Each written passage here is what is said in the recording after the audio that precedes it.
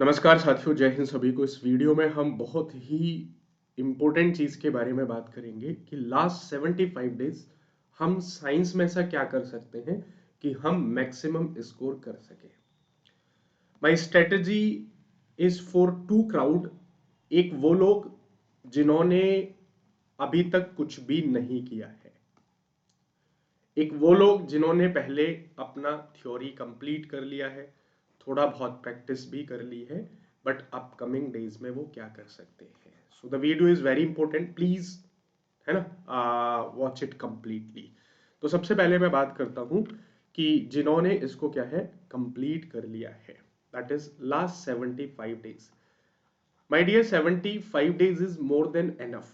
बहुत होते हैं यदि आप इसको consistency is very easy to say but very difficult to follow, है ना। तो इन 75 डेज में जो बच्चे पहले फिजिक्स, केमिस्ट्री या बायोलॉजी की थ्योरी कर चुके हैं, ठीक है, तो लेट अस फर्स्ट कंप्लीट कि आपकी जो थ्योरी हो गई है, अब इसका कितना परसेंटेज हो गया है। तो कोशिश करिएगा कि आप इसको एक बार कंप्लीट कर लीजिएगा इन अपकमिंग 5 to 10 डेज, ठीक है। जैसे कुछ कुछ रह गया, कोई क्लास रह गई है या किसी ने फिजिक्स केमिस्ट्री कर लिया है तो बायोलॉजी रह गई है, मतलब 15 डेज में इसको थोड़ा एक्स्ट्रा टाइम देके इसको कंप्लीट कर लीजिएगा। बट द कोर स्ट्रेटजी कि आपको क्या करना है 75 डेज में, आपको बच्चे दो चीज करनी है। पहला चीज कि आपको now start the practice, and the second thing is revision. अब ये तो सबको पता है कि सर अब प्रैक्टिस करनी है, रिवीजन करनी है, बट ये करना कैसे है ये मैं आपको बता रहा हूं, ठीक है। तो आप क्या करिएगा कि सबसे पहले you start practice with me. Okay, I have many times, I told you many time, बहुत बार मैंने आपको बताया है कि मेरे साथ PYQs की प्रैक्टिस लगाइएगा। मैं आपको पिछले 6 से 7 साल के PYQs दूंगा और वहां पे जो इंपॉर्टेंट टॉपिक्स आपके लिए आएंगे उनको आपको क्या करना है, रिवाइज करना है। रिवीजन में जो दूसरी बात आपको ध्यान में रखनी है कि रिवीजन यदि आप ऐसे करोगे ना कि बस एक तरफ से पढ़ते जा रहे हो तो उसमें उतना इंटरेस्ट नहीं आएगा। रिवीजन को इंटरेस्टिंग बनाना है आपको। रिवीजन को इंटरेस्टिंग कैसे बनाना है, जैसे मान लीजिएगा आपको ऑप्टिक्स चैप्टर रिवाइज करना है, तो आप क्या है ऑप्टिक्स के कुछ क्वेश्चंस देखिएगा पहले। Try to solve some questions, 10 to 15 question. तो क्वेश्चन से पता है आपकी सोच थोड़ा सा खुल जाती है। जब आप थ्योरी को पढ़ रहे होते हैं तो आपको ये पता हो जाता है कि इसमें से मुझे याद क्या करना है, कि यार ये तो क्वेश्चन पूछा था कि टाइप्स ऑफ स्कैटरिंग क्या होता है, तो आप उस पर थोड़ा फोकस्ड होगे, रिवीजन के टाइम पे उसको ध्यान रखोगे। तो practice and revision, now it will be an integrated exercise. दोनों को कोप अप करके चलना है। प्रैक्टिस आपको रिवीजन के लिए मोटिवेट करेगा और रिवीजन आपको प्रैक्टिस के लिए मोटिवेट करेगा। होता है ना कि ये दोनों एक दूसरे के क्या है, कॉम्प्लीमेंट्री हैं। अब कि मान लीजिए आपने PYQ लगाया, ठीक है, मान लीजिए 2023 का PYQs लगाया, 2023 के PY, सॉरी 23 का तो हुआ नहीं है, 22 का आपने PYQ लगाया और उस PYQ में 50 क्वेश्चन में से आपके मान लीजिए 30 क्वेश्चन सही है, 20 सही नहीं हुए। अब ये जो 20 सही नहीं हुए इनके अंदर कोई कॉन्सेप्ट होगा। इन कॉन्सेप्ट को आपको लगता है कि आपका क्वेश्चन रेजिस्टेंस से क्या हुआ था, सही नहीं हुआ था, तो let us complete the entire resistance. Resistance क्या होता है, रेजिस्टिविटी, कंडक्टिविटी, सेमीकंडक्टर, ये सब क्या है कंप्लीट कर दीजिएगा, ठीक है। तो मतलब थोड़ा सा जो कहते हैं ना कि स्मार्ट वर्क, और स्मार्ट वर्क में कहीं ना कहीं मेहनत इंक्लूडेड होती है। तो ये आपको इस तरीके से करना है, मतलब that will help you a lot. Okay, practice, practice से आपको ये पता चलेगा रिवीजन में क्या करना, और रिवीजन से फिर आपको प्रैक्टिस पे आना है, ठीक है। पहला प्रैक्टिस, दूसरा रिवीजन।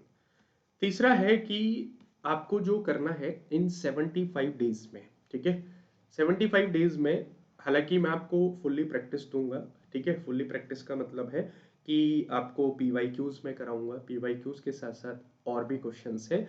बट एक जो आपको एक्सरसाइज करनी है that is time bound practice.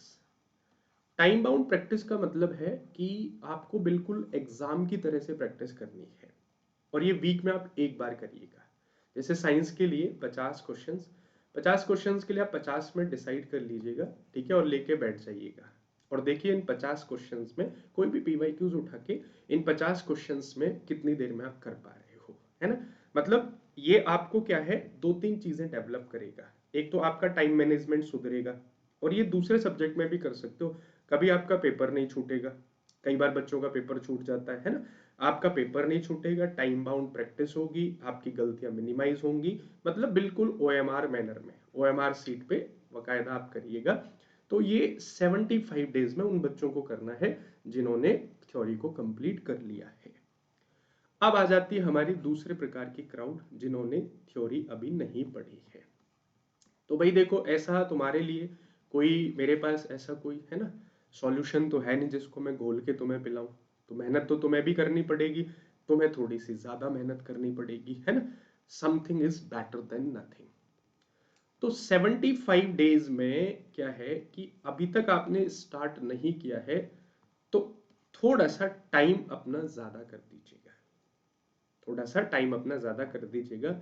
अब आपको इन सबसे पहले एक जो पहला स्टेप है वो आपका स्टेप हो जाएगा, that is selective chapters, selective chapters and selective topics. अब आपको क्या होना पड़ेगा, थोड़ा सा चूजी होना पड़ेगा, यानी कि अपने चीजों को डिसाइड करना है कम में ज्यादा। ठीक है। तो कहने का मतलब है कि आपको क्या करना है, आपको फिजिक्स, केमिस्ट्री एंड बायोलॉजी, ठीक है, तो यहां से जो मोर वेटेज चैप्टर्स हैं पहले उनको कंप्लीट करना है। मतलब आपकी अप्रोच अब ये नहीं होनी चाहिए कि पहले फिजिक्स करो फिर केमिस्ट्री करो फिर बायोलॉजी करो, नहीं। फिजिक्स केमिस्ट्री बायोलॉजी नहीं, मतलब ऐसा थोड़ी करोगे पहले रोटी खा लोगे पूरी फिर सब्जी खा लोगे पूरी, है ना, फिर क्या है, फिर सलाद, नहीं। अभी आपको क्या है कि फिजिक्स, जैसे फिजिक्स में मान लीजिएगा मैं बता रहा हूँ मोस्ट इंपोर्टेंट ऑप्टिक्स है, ऑप्टिक्स कर लिया, तो उसके साथ अब एक बायो का थोड़ा सा होता है ना तड़का लगाइएगा, तो बायोलॉजी में सेल का तड़का लगा लीजिएगा। बायोलॉजी में सेल का तड़का लगा लिया तो थोड़ा डेजर्ट में मैटर एंड इट्स स्टेट्स ले लीजिएगा। मतलब थोड़ा सा आपको क्या है इस तरीके से चलना पड़ेगा। मतलब मोस्ट वेटेज चीजों को पकड़ लोगे, ज्यादा से ज्यादा इनको रिवाइज कर लोगे तो आपका काम हो जाएगा। ठीक है। ऑप्टिक्स के बाद मान लीजिए दूसरे इधर आपने क्या उठा लिया, मैकेनिक्स उठा लिया, मोशन उठा लिया। मतलब अभी आपको एक जो बड़ी गलती करते हैं बच्चे, एकदम से मैराथन्स पे नहीं जाना है, क्योंकि कुछ दिन बाद आपको ये भी सजेस्ट किया जाएगा कि जिसने कुछ नहीं किया मैराथन्स कर लो। यार marathons are the substitute, they are not the मतलब ब्रीफ, है ना। तो मैराथन्स से पहले आप ये काम कर लो कि एटलीस्ट जो इंपॉर्टेंट चीजें उनको थोड़ा डिटेल में पढ़ लो ताकि उनमें कॉन्फिडेंस रहे।